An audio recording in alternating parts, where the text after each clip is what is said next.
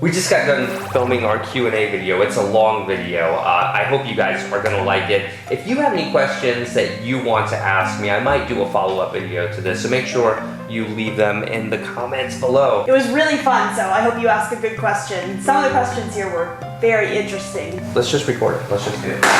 A little while ago, I made a post on Facebook asking you if you had general questions. Because I realized it's been an eternity, years since I've taken the time out to sit here and answer your questions that are not about dogs. So I figured it's time for an update and to answer some of those questions that people ask a lot and things that I've been meaning to share with you. I think we just need to get to it. First question is from Diana. She says, I've been with you for a little over a year, but I would love to learn about your history if you don't mind.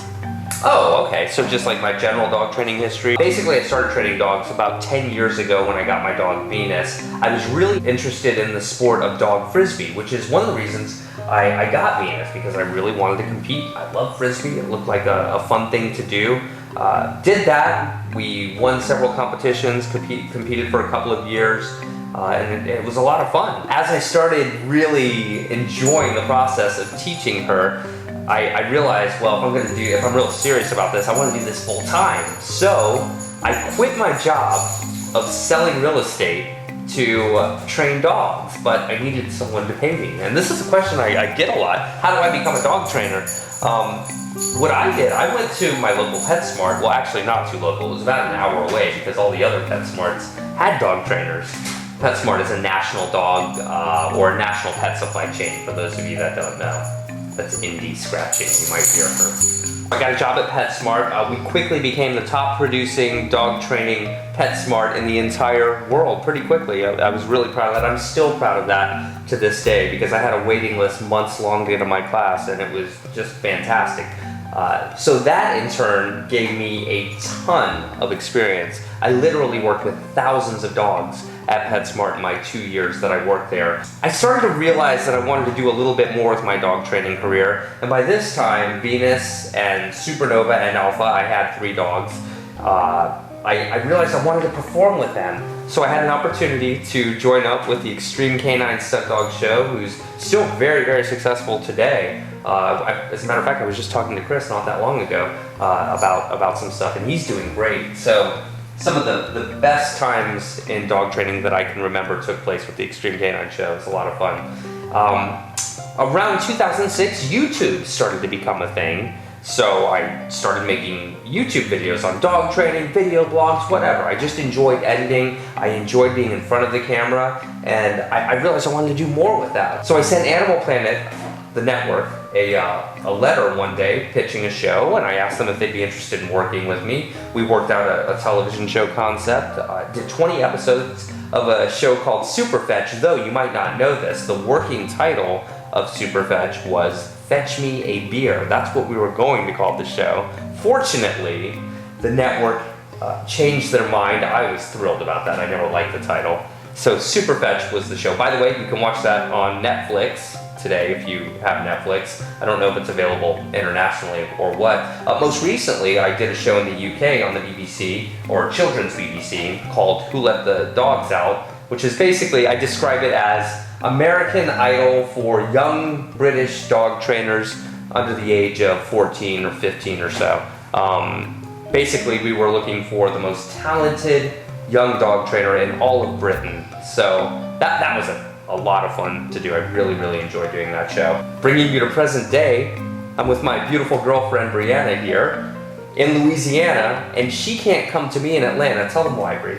I'm in school. I have to finish getting my degree here in New Orleans because if I transfer, I would lose a lot of credits. Did you know in the UK, if you say you're in school, it means you're like in little kids school or high school? Well, I'm at university. Yeah, university, right? Yeah, right. I'm getting my biology degree. So Zach is waiting for me to finish, and we're just hanging out in New Orleans. Yeah, so I'm here hanging out with Bree, doing dog training classes, having a great time. New Orleans is a fantastic city. Next question is from Dell. Dell and Dewey, one of my current students, actually. Yeah, that's cool, great. Dell says... Dewey, yes. He's a West Highland Terrier, he's awesome. Oh, cool. Has his own Facebook page. This weekend. He does? Yeah, he does. Cool. He's like hugely popular, yeah. Very talented. Dewey, shout out. Okay. Yeah. Dell says, We want to hear from Bree. So tell us, what is it really like being around Zach's energy all the time? Yeah, what's that like? Being around What's it really like? Yeah. Gosh, I didn't prepare an answer for this question. You know, I'm a normal guy. I'm just like any other guy. Well, Yeah. maybe not like that, but I don't think you're just like any other guy, but I do find you very easy to be around. I am never bored. You know, we always have something exciting to do. what people should understand, when there's a camera on, you're going to have like a lot more energy and stuff too. So the version of me you might see out there might be a little bit more energetic. I mean, I do just kind of chill out sometimes, you know? A little bit, but you still, Zach's a very good dancer. You're not gonna put that in, are you? I think I'm a great dancer. Next question is from Kirsten, Or is it Kirsten? or Kirsten. I'm not sure. Anyway, what's the question? The question is, what TV show are you doing now, if you're doing one? Until I work with a network that I feel is forward-thinking and embraces the message that I have about dog training and the way to connect with our dogs, I'm not just dying to get back into TV or anything. To me, the good thing about YouTube like this is you can get your message out to thousands, millions over the years of people, and I find that to be so much more effective because that's what resonates. Do you know what I mean? When you don't have to run something by somebody to be approved, and you can just put out what you want to put out, then I think that's a lot more authentic, a lot more real. You know what I mean? Absolutely. I really respect the way that you are not willing to compromise very much when you're putting something out that has your name on it, because you have a really important message that you're trying to get across, and it would undermine it if you compromised in that way. The next question is from Jasmine. I like this one. What is your proudest moment as a dog trainer? That's a good question. That one caught me a bit off guard. Proudest moment, I would say, and I mean, this might sound a little like not very proud, but every time when people take the time to tell someone about this dog trainer they saw on YouTube or whatever, or they share a link or a post, or I get an email that says, your training is really working, I want to thank you, it helps a lot. I mean, those are like the little moments every day that I get that make me proud to do what I do. There is no big moment that I say that was my proudest moment, but it's kind of a culmination of all these things that equal one big proud moment, I think. The next question is from Nadia. Do you feel that with dog training that every dog is cookie cutter? That the same techniques that work on one may not work on another? The only techniques that are going to work universally are techniques that are catered to the individual dog and techniques that are positive, loving, and authentic in their intention. No, you can't teach every dog the same way. In the same way that you can't teach every person in the same way. Dogs are exactly like people in the fact that every one is an individual and learns differently, and you have to connect with them. That's why I promote the bond with our dogs first and foremost in dog training, and knowing your individual dog and prioritizing communication, because every dog is different and you have to understand them in order to get results with them. Next question is from Donna. Where did you meet your amazing girlfriend? She is amazing. Bree's most amazing girl I've ever known, sincerely. Smart, beautiful, keeps me on my toes. That's not the question. She's, it's true though, she's amazing. Like Thank some people, you. you guys may not know that she's amazing because you may not have seen her, but she's an incredible, amazing woman. So where did you meet me? Well, I was doing a project with the oil spill for a company, and I came down here, I was filming something, and I met you because you were volunteering. Well, I actually was volunteering with the Audubon Institute. I was helping like seagulls and birds and stuff that were coming in with oil on them, collecting them and bringing them to a place that could clean them. But I also had heard that the SPCA was collecting donations of pet food for people who could no longer afford to feed their pets because they had lost a lot of income due to the oil spill. And I heard that Zach was coming down to help with that. And I was interested in meeting him because I knew him on Twitter. So I tweeted at him and he said that he would be willing to meet me, and the rest is history, I guess. Next question is from Katie. Do you miss the Conyers Petsmart? Let me see that. Oh, Katie! Katie is actually an old student from back in the day. Well, you know, I talked about Petsmart earlier. Conyers was the town that I worked in. Good hearing from you, by the way, Katie. I hope your dogs are doing good. She was an agility competitor. Cool. Had awesome dogs. Really good trainer too, really good instinct. I love working with younger people, although she's got to be 25 now. Goodness, that was a while ago. But, at the time in your class. Yeah, exactly. She was probably about 14, 15 at the time, I guess, yeah. And they had like 10 dogs. Her dad was really like hands-on too, and the whole family was really good about working with the dogs. So I think they took every class I offered. So it was a lot of fun. I love those kind of students. It was good. I do too. We have so much fun when people move on from class to class and we really get to know them and work together. Yeah, because I offer different levels of classes. But anyway. So do you miss the Conyers Petsmart? Well, I miss Katie, first of all. I'm just really thrilled that she wrote in. I haven't talked to her in forever. So I think that's great that she's still here this many years later. Do I miss Conyers Petsmart? Yeah, I do. Very fond memories of working at Petsmart, training dogs and otherwise. A lot of good times. So yeah, I kind of do miss it. The next question is from LJ. Do you think that you'll be doing this for the rest of your life? What is this, do you think? What do you think he means this? Like dog training? Sure. I don't know. I guess maybe dog training. I don't know. I mean, I thought I was going to do real estate for the rest of my life before I became a dog trainer. So I've lived long enough now that I understand that you can never predict where life is going to go. I'm loving doing dog training. I hope to do it for a long time. I have no plans to do anything else at the moment because I've kind of found a passion here and something that I really, really love doing. As far as YouTube, I hope I do that for a very long time.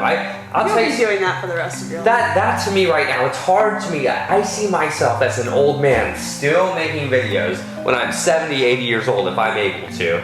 If that's the thing, or whatever the current thing or equivalent is at that time. I may take breaks from time to time, but I love making videos for YouTube, so maybe. Mm-hmm. And whether or not it's dog training specifically, I do think that you will be promoting the advancement of the way that people think about their dogs and communicate with their dogs for the rest of your life in some way. Oh, that's central to to everything. Yeah, even if I completely change careers, dogs is something I will always be passionate about. I can't change that. And increasing the status of the domestic dog and bringing it to where it belongs is vital to something that I'm passionate about. What do I mean by that? I mean giving them credit for being smart beings and not patronizing them by assuming they only understand one word at a time, or by putting a choke collar on them or a prong collar, as you know if you follow me. Not a fan of those. So I think all those things really undermine the intelligence of the domestic dog. Dogs are much smarter than many people give them credit for. That's true. But you guys probably understand that, right? Well, yeah. I mean, I hope so, or I'm not doing my job. From Steph. Steph says, did you go to school to learn dog training? And if you did, would you recommend a school or program? I get this question all the time. There are a lot of programs out there you can do to become a certified dog trainer. However, there's nothing governmental out there that requires you to get any certification. Anybody can call themselves a dog trainer. I did not go to any type of school, and I've talked about this several times before. My experience comes from working with thousands of dogs. That's really what I consider to be my school. Is there anything wrong with going to a school? Not at all. I don't think there's anything wrong at all with going to a school that promotes positive training out there at all. Some are good, some are not. You just have to do your homework with that. But I've gotten most of my experience just real world training, working with dogs. Worked with approximately 3,000 dogs now, and there's not much you don't see when you work with that many dogs. But I think that if you do your homework and you find a really good school, that you should consider that. I mean, education is good. There's also a ton of information available on the internet as well. I mean, I'm constantly learning what new people have to say about dog training by reading and watching high quality YouTube videos from good people. So that's true, and you're still consistently working with hundreds of new dogs all the time in our classes here. And I mean, I've been learning a lot from those dogs, and I'm sure that a lot of it you already knew, but you still see new things every day with that too. Real world experience. In one way, I'm very glad that I didn't take the more traditional route to become a professional dog trainer by doing the certifications, because I didn't allow it to keep me tunnel visioned. I think the mistake that a lot of professional dog trainers make who attend these schools and get their certification is they assume that all that is scientifically known is all there is to know. And that is something that's just not true, because I still work with new dogs. Every week I'm working with new dogs and they're coming in, and you still see like the depth is it goes very, very deep with dogs, and there's a lot more than operant and classical conditioning when it comes to teaching dogs. Right, like we said before, every dog is different. Yeah. You know? Yeah, it's true. It's true, because in order to be a really good dog trainer, you have to connect with the individual dog, and that's something that is not stressed enough, I think. Next question is from Monica. Which trainers have inspired you that you personally admire, and why? That's a tough question.